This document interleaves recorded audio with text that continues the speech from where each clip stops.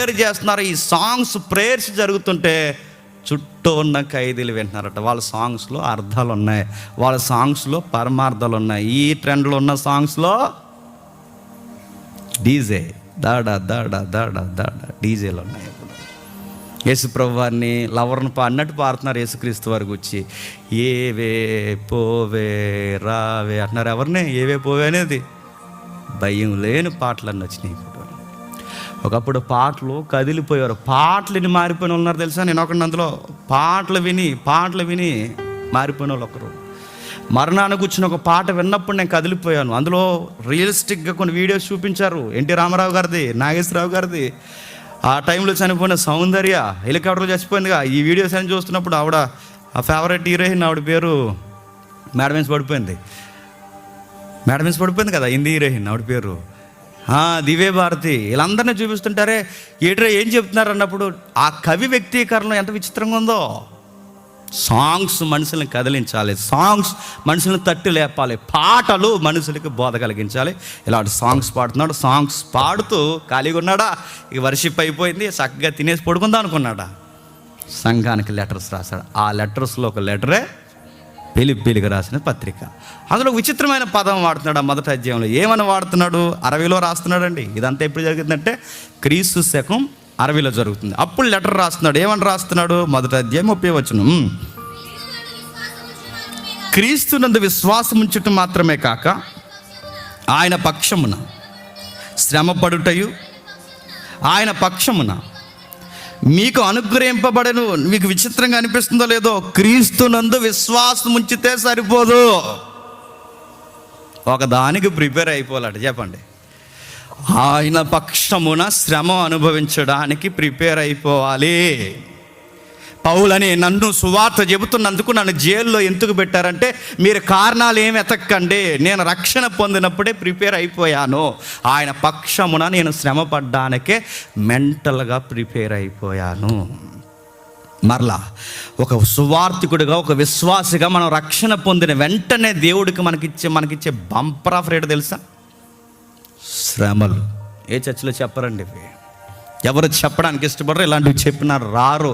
కానీ బైబిల్ అది చెప్తుంది, మనం రక్షింపబడిన తర్వాత దేవుడికి మనకు ప్రిపేర్ చేసే రూట్ ఏం రెడీ చేస్తున్నాడు దేవుడు అంటే, శ్రమలనే మార్గాన్ని రెడీ చేస్తాడు. ఇప్పుడు ప్రశ్న, ఈ శ్రమలనే మార్గాన్ని రెడీ చేస్తాడు. అవును, నీ బాసుకు నువ్వు నచ్చవు, నువ్వు ఉద్యోగం చేస్తున్నావు, చాలా క్రైసిస్ జరుగుతుంది, రాపిడి జరుగుతుంది, నీ బాస్ నిన్ను ఇబ్బంది పెడతాడు. నీకు అనిపిస్తుంది, దేవా నేను ఎంత భక్తిగా ఉన్నా ఏంటి ప్రభు నా ఆఫీసులో అంటే జరుగుతుంది. నేను అందుకే నేను పిలుచుకున్నాను. నీ ఫ్యామిలీ నీ మీద తిరగబడిపోతుంది, నీ సొంత సభ్యులే నీకు ఎండిపోటుకు రెడీ అయిపోతారు, నీ కుటుంబీకులే నీకు విరుద్ధంగా నిలబడతారు, నీ స్నేహితులే నీ గూర్చి చెడ్డగా మాట్లాడడానికి రెడీ అయిపోతారు. నువ్వు ఎక్స్పెక్ట్ చేస్తావే నీ పిల్లల కోసం, ఆ పిల్లలు అలాగాలనుకుంటావు, కానీ విచిత్రం ఏంటి చెప్పినా, నీ పిల్లలే నీకు పెద్ద బంధకంలా తయారవుతారు. ఏంటి ప్రభు అంటే, ప్రిపేర్ అయిపో.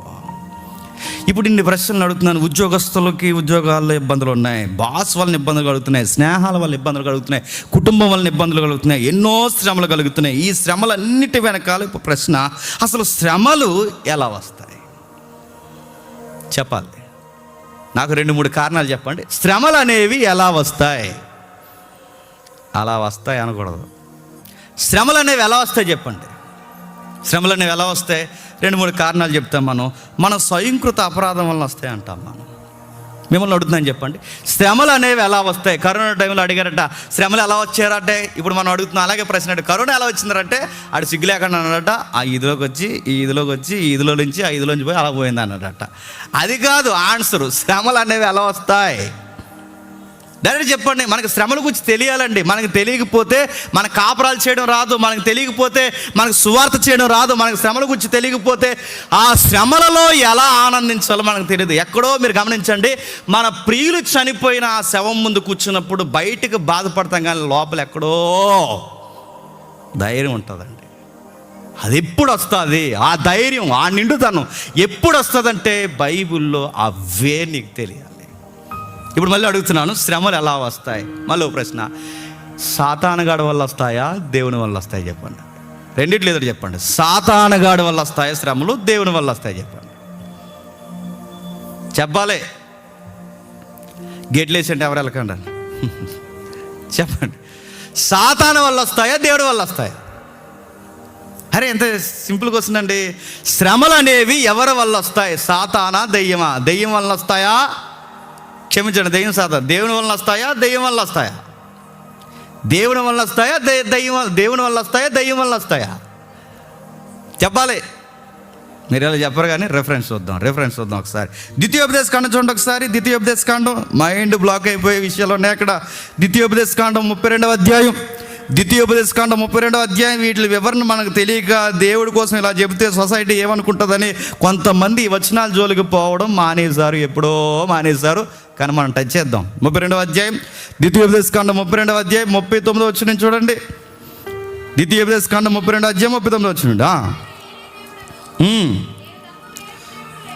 నేను తప్ప వేరొక దేవుడు లేడు, మృతి నొందించువాడను బ్రతికించువాడను నేనే, గాయపరచువాడను స్వస్థపరచువాడను నేనే, నా చేతిలో నుండి విడిపించువాడు ఎవడును లేడు.